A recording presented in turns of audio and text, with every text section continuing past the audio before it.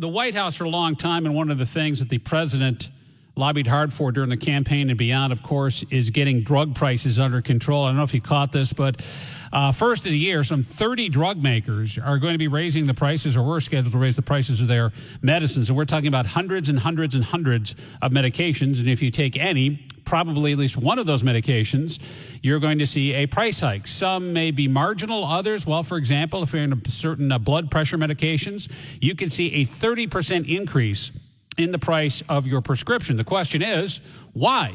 If we're talking about lowering prescription drug prices, why are the drug prices actually going up? And, of course, we have the issue of transparency, too, that prescription drug prices and, or not drug prices, rather, but procedures now have to be I get put on a menu board essentially at hospitals who are going for a knee replacement surgery. They got to tell you the prices up front. So a lot of changes and a lot of concern, although it looks like a lot of these changes aren't really causing prices to lower. Maybe he has the answers, maybe not. Seth Denson, healthcare strategist and president and co-founder of GDP Advisors. Welcome back, Seth. Good to have you. How are you? Scott, always good to be with you. Happy New Year. Happy New Year, although I can't figure it out. We're not starting out well here. We've got a number of celebrity deaths today. We're only, 3 days into the new year here. And now we have the issue of prescription drug prices in conjunction with a government shutdown. So far, the first week is not starting out all that well. So let's begin with your field of expertise, and that is, one will think, I thought this, I guess, would be under the purview of the Department of Health and Human Services. I thought they just rolled out a whole bunch of policies that said, hey, you know what? We're going to negotiate discounts. We're going to get drug prices under control. This insanity is going to end.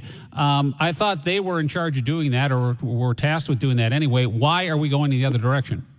Well, I think you got to take everything for face value and what it really is. And I agree with you. We're not starting off well, but I'm the eternal optimist. I say we only have anywhere to go but up. So, when it comes to prescription drugs, though, Alex Azar, head of Health and Human Services, has made it a priority to bring transparency to fight this battle. And there are regulations coming down the pike. Like, for example, one of the proposed regulations is that drug manufacturers have to post their prices on their commercials, on their TV commercials, and that is proposed to go into effect in April. So this is a timing issue, I think, a little bit. Remember last year, back about June, July, all these drug manufacturers came out and said that they were going to raise prices. The Trump administration shamed them into saying, well, we'll hold off until January. And since then, the Trump administration and Alex Azar, well, they haven't made friends with the pharmaceutical industry because of their regulational approach. And as such, these pharmaceutical industries have come out and said, hey, January's here. We said we were going to do it, and we're doing it. And they're going to do it because obviously the idea here is if you just shame them into reducing drug prices and request that they lower them, that's never going to work because you're talking about shareholders, you're talking about money, and you're talking about the free markets here. Guilt and shaming really is not a good policy. That's right. It's not, and this is where the consumer needs to step in and be a better consumer. We've talked about it a number of times on your show, right? A lot of these drugs that are being increased are coming off of patent or already have. So there's a generic alternative to many of them. Unfortunately, most Americans don't move to the generic, or many don't, once there's a generic available, just because they always just took the same drug that they've always been taking. Mm-hmm. And so a lot of these drugs that are being increased in cost are doing so because they've now have a patent.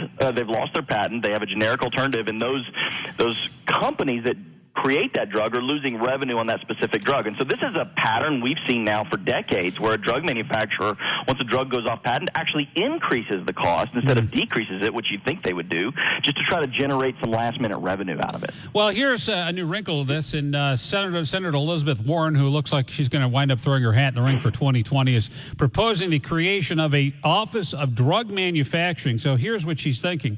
The government will now be in the business, Seth Denson, of manufacturing generic medications. And the task is first year to produce at least 15 types of generics in the first year, which where the patent is run out. And the federal government would own, they'd operate, they would mass-produce generic drugs for the people at a low cost. However, the problem is this. Generic medications aren't the problem. Generic medications comprise something like 23% of the entire budget. 9 out of 10 prescriptions are generics, 23% of that money spent on generic drugs. So it's not at all a problem. Well, why create a federalized drug production to create something in order to fix something, a part of the system that actually works best. You mean other than because you're trying to run for president and you want good talking points? It's a great talking. Well, so here's the problem. The government can't even keep their doors open when they're doing regular business. We want them to actually get into pharmaceutical business, too. That doesn't solve the problem. Here's what the government can do. You know, I am always in favor of the government putting some parameters around health care. We've got some crony capitalism going on, but I'm a free market capitalist, and capitalism works best when the free market system works. And what the government can do is loosen the regulatory red tape of allowing competitive drug manufacturers into the marketplace. For example, rest of Europe and other westernized countries, they may develop drugs or do testing and get it halfway there, but in the United States, they have to start over if they come here. We don't allow those foreign markets to bring in their research and development in drugs. And so it takes roughly 12 years in the U.S. to bring a drug to market, and that's about $2 billion worth of research and development. These pharmaceutical companies want their money back, and they want to turn a profit on that. We need to loosen the regulation. And then the second piece is we need to stop allowing these drug manufacturers to extend their patents. It's become a game now. A drug manufacturer will leave one part of a drug off when they release a drug because they know when that patent runs out, they can then go add that component and get a patent extension, which removes competition within the marketplace. Yeah, I mean, if you did this with, let's say, an aspirin, for example, right, and someone said, I'll charge you $10,000 for an aspirin tablet, they wouldn't sell anything because someone in the free market had come along and say, okay, well, we can build off this and build a cheaper pill that's going to wind up doing the same thing because of free market competition. We don't have that right now. We don't have that, and we need to have more of that. We need to make it easier to do business in the United States when it comes to pharmaceutical drugs. The challenge that we have and we continuously face is that the drug lobby, as part of the overall healthcare lobby, is bigger than tobacco and defense and guns combined. And so those regulators in Washington, I'm not saying they're taking bank, but I mean, let's point to where the money is. Yeah, that's exactly where the money's going. As you pointed out before, the biggest share goes to your insurance company. Manufacturer makes a little bit. The pharmacy makes a smaller share of that. The wholesaler makes some money. But most of the money goes to your insurance plan's drug benefit program. That's the brilliance of it all, isn't it? I mean, insurance companies now control 85% of the drug distribution in the United States. They own the distributors. And so when we see these price hikes, and I love their talking point this week, right? We're just keeping up with inflation. Well, no, my GDP report says that inflation was 2%. You're increasing it at 6.3%. That's not keeping up with inflation. That's over 3 times the rate of inflation. So, but insurance companies, they're footing the bill for this. And the other talking point they've done this week is, well, talk to your insurer. There may be discounts and rebates. Guess where rebates go? To the insurance company, not to you. And so, yeah, there are rebates, and we're lining the pockets of the insurance companies to give them out. Yeah. Seth Denson is here from GDP Advisors. He's the president, he's co-founder, he's a healthcare strategist. We're talking about the maze and the buzzword this year. It's going to be prescription drugs because much like a bunch of other things in this country, it's coming to a head as the White House has lobbied for a long time through Department of Health and Human Services to come up with plans to reduce our out-of-pocket costs, reduce and simplify the maze of prescription drugs. And yet an announcement coming from some 30 drug makers saying they're going to raise the prices of hundreds and hundreds of medicines. So chances are, Seth, if you are prescribed something by your physician, some people don't have any, and that's very few as you get older, obviously. But number of people have 1, 2, 3 or more prescriptions. The odds of this affecting everyone listening is what?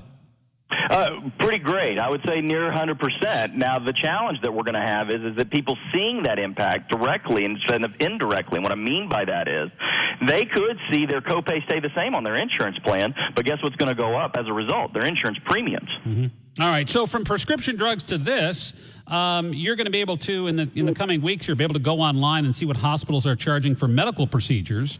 And it's almost like a menu board at a restaurant, right? You go in and say, okay, knee replacement surgery at Flower is there, or at Christ Hospital is this. If I go across the street down to, Cincinnati Children's or UC Medical Center, it's this much money.